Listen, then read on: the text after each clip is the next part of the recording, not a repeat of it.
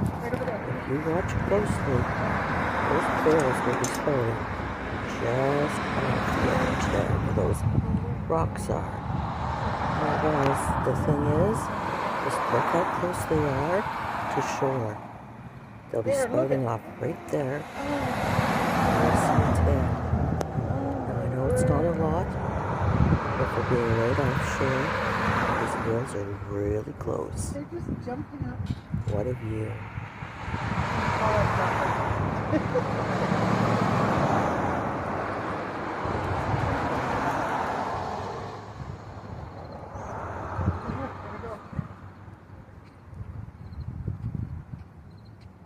Oh, they're just sticking their head or fins or whatever up.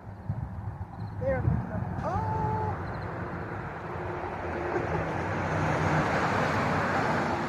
You sound like a kid. Oh my goodness.